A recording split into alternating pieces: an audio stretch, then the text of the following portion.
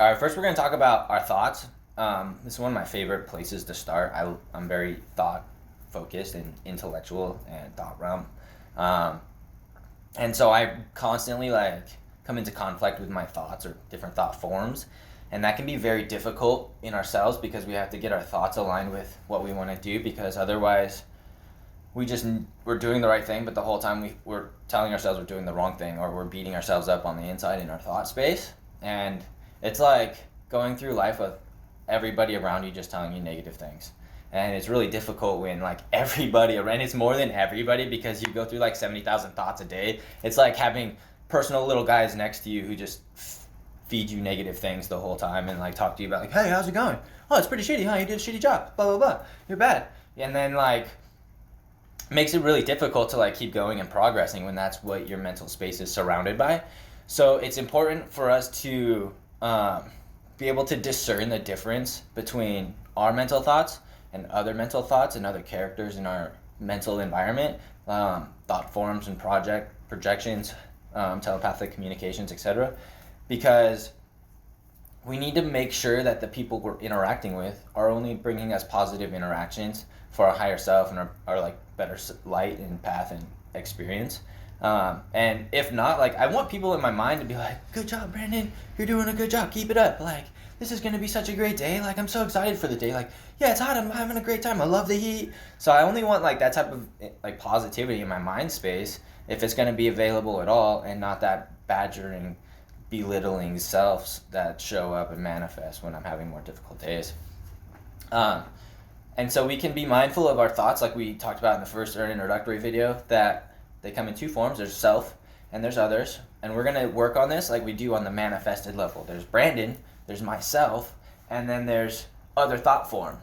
And so whatever I'm going through, say I'm trying to make a decision on a project, or I'm trying to make up my mind on something, and I'm weighing odds in myself. I'm well, I should do it because of these reasons, and if I wait till later, I got these reasons. And so that's you creating or looking for a solution or a viable outcome into your thought realm space. And you have this big void of space up here that's you, and keep all your knowledge and information and memories and all kinds of stuff is stored up here. So when you start looking for answers, you start digging through that stuff. And then you have friends in there because you've had acquaintances you've met along the way, and they're hey, what's going on? And you're well, I'm rationalizing this and I'm weighing the odds on that. And they're well, I think if you do this, it's going to be a shitty decision. This is the better outcome. And then they're going to start influencing outcome based off of their agenda. And then it's just going to become more and more based off of their agenda. And the agenda is very easy to discern in the beginning because it's either positive or negative agenda. Is it going to become a positive outcome or a negative outcome? And if you do the same thing that you're doing, you're going to get the same results. So just keep that in mind. If you like what you're doing and you like getting the results that you're getting, then do that. Because you're already doing the right thing and you like what you're getting, and that's what it ultimately comes down to, is you like what you're doing and you like what you're getting and you're having a positive experience. If not, you have to change that action because it won't change the effect. Every action has a very specific effect. So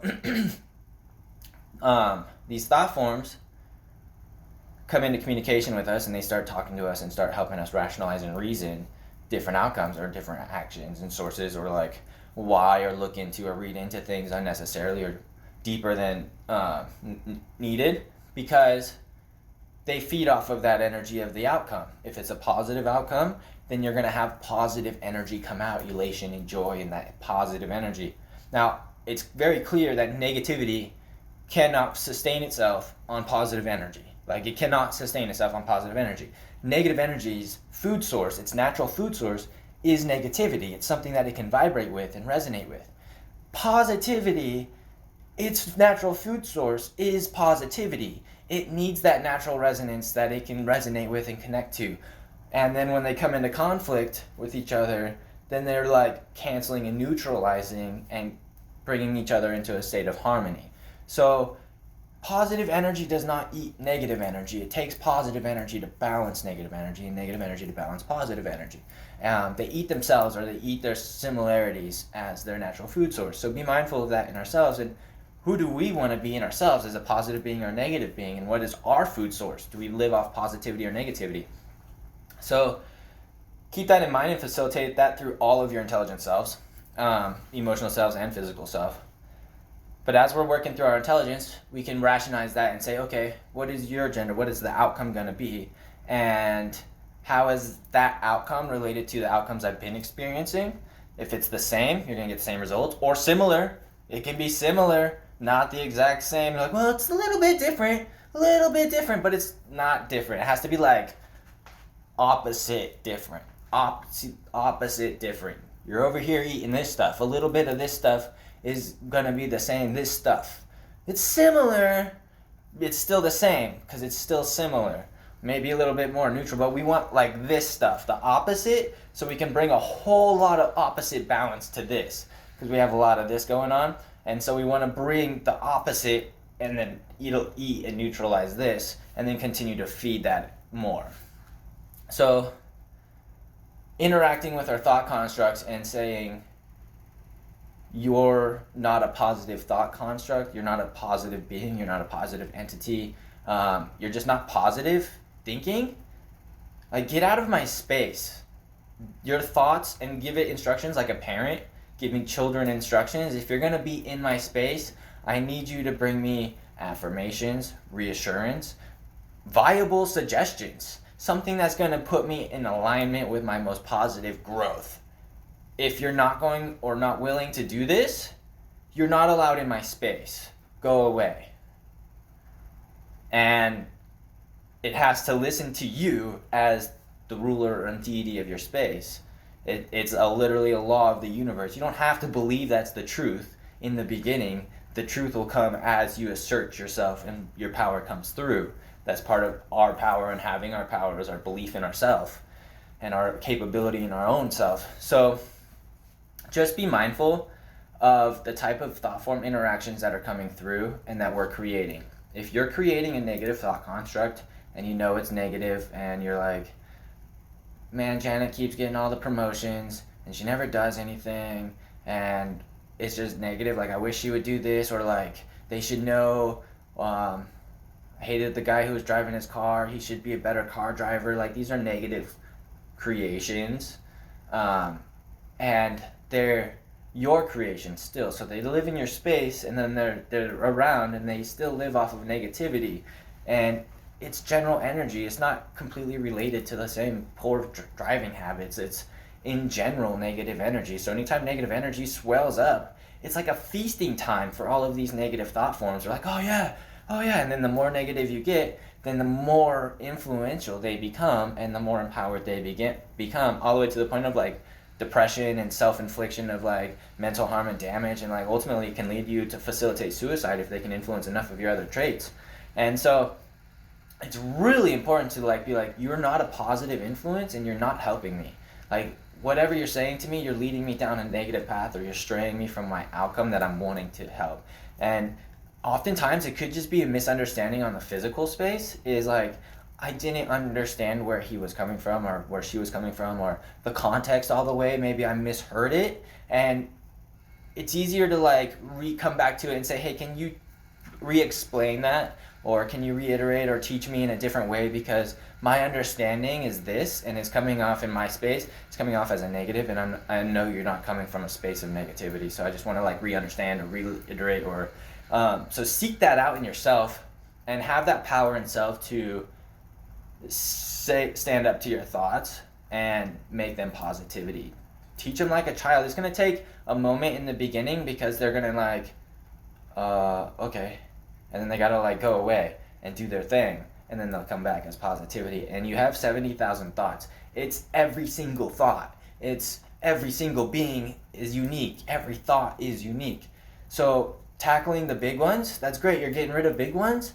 The little ones still exist. And so as your light shines, it'll naturally burn them away. But if you systematically just work through each one that comes through and say, okay, how are you? Are you a positive thought or are you a negative thought? Thanks, we're only accepting positive thoughts into our space, so I need you to go work on yourself, and then you might be welcome back. But when you come back, make sure you present yourself to me so I know that you've improved to an acceptable level. And then each thought form will start systematically coming through.